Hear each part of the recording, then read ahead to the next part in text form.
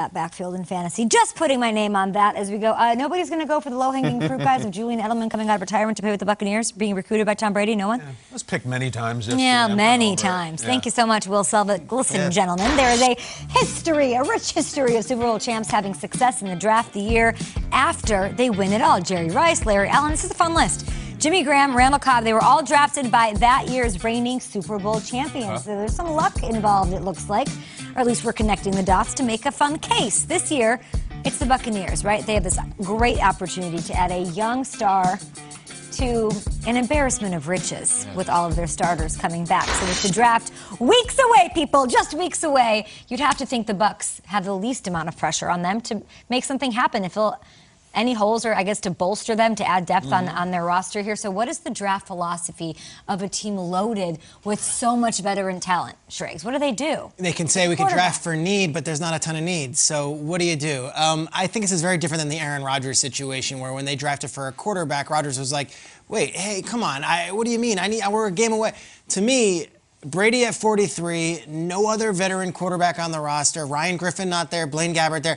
I think that's the perfect spot at 32 to draft one of these rookies and develop them and say, okay, let's get him in the wings, and Brady's not going to be threatened by him. Maybe that Rodgers was threatened by the pick of Jordan Love, thinking that, hey, well, the clock is ticking. No, this is a 5-year plan for whoever this rookie is. So I look at Davis Mills, the rookie out of Stanford, or the prospect out of Stanford, just had 7 starts, had 2 ACL injuries, a truly developmental project.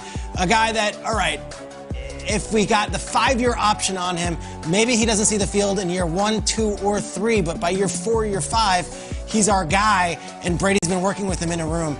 I like the idea of taking a big swing on a quarterback at 32, especially when you have no real dire needs. I mean, we do these mock drafts all the time. Buccaneers, pick any position, any player, might as well be quarterback. I like Davis Mills. I think he could be a first-round pick, especially with the 5-year option. Peter, can I ask you, you just said 2 ACLs and 7 starts, and you've mocked him to the first round. What is so great about Davis Mills? That's a lot of baggage. #1 high school recruit when he was coming out, had the injuries, and in those 7 games this year was outstanding, goes to the Senior Bowl and shines. Like one of these deals where the sky is the limit, and one of the smartest quarterbacks in this draft, too. So drafting for the future is the philosophy. I think so. I like that.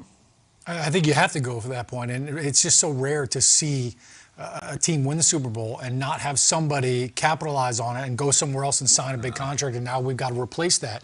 I experienced it after we won the Super Bowl in 2007, and even then, you don't know. But to your point, Kay, about the future, yeah, you have an opportunity now to draft somebody that doesn't have to come in and play right away. So it's all about growth. Not who the player is right now, but who can he be halfway through the season or even in year 2.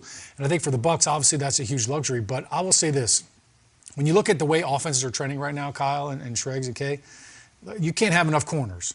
And their secondary got banged up down the stretch. You know, they were able to hold the point and hold the fort down. But you can't have corners with the amount of 3 wide receiver sets everybody has. So I could see them easily going with, hey, give us a slot corner, give us, or give us a corner nobody's really heard of that can, work his way into the starting lineup. It's a totally obnoxious first world problem. It's amazing. We have no place to put anybody. Yeah. We have too many good players. We get a touchscreen toaster. Maybe they should. They need the touchscreen toaster of players. They have their kicker, long snapper, and punter also coming back next year. They signed the kicker for big money, too. I know, like they're all back. And like just Jason Light is just smoking this giant cigar or something. It's unbelievable. He wears a Metallica shirt to every game. And this roster, it's like the Black Album. Like there's 12 tracks. We have no more room. All the good players are here. It's like it's perfect. So what do you have to make picks? You need to make the picks.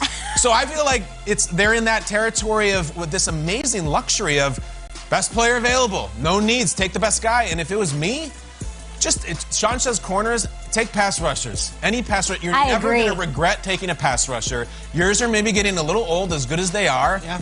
And it's like, well, we don't need this defensive end out of Boise State, but we also, the one percenters don't need heated floors in their walk-in humidor, but they can get them. Yes. It's all luxury items, which is confounding. But if it's me, I'm sitting there, we don't need a pass rusher. Maybe in 3 years we will. That's what I would go with. JPP is a free agent after this next year. There you go. You have to plan for the future. I looked at it like this and I thought, I'll rip on the Chiefs a little bit. Not to rip on them, but I look back at what they did. You didn't necessarily need Clyde Edwards-Helaire. You took him. He didn't really help you.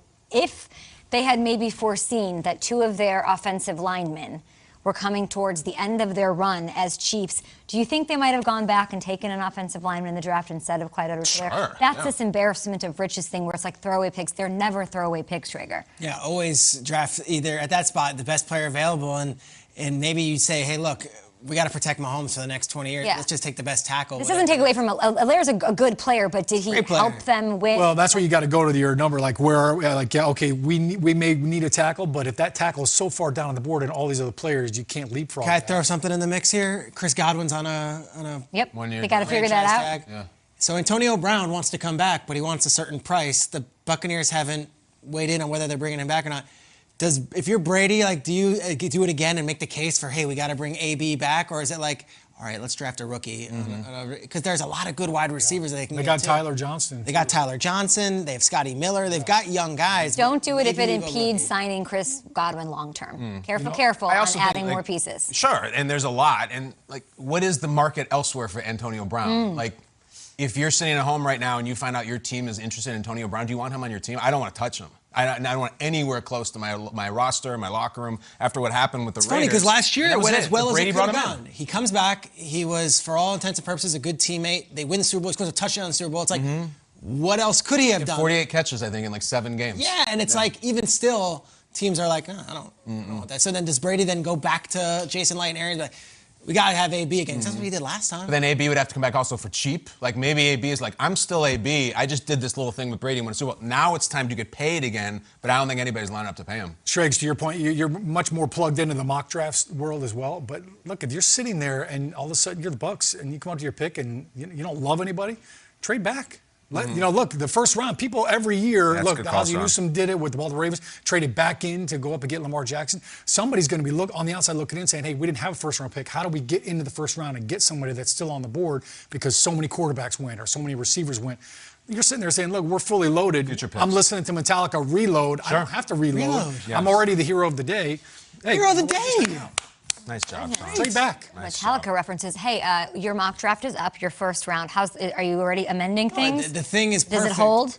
No, it definitely changes. What happens is people around the league read the mock draft and say, that's actually wrong. We're actually thinking this. I wouldn't go this way. And that's what informs the next one, which is the whole beauty of the whole process. When is that happening? That will be happening next week. We'll have another one out. And then the day of the draft, the morning of, we'll put out one more. So just 3. 3 total mock drafts from Peter Schrager. NFL.com/Schrager to check that out, where he does have the Bucs at the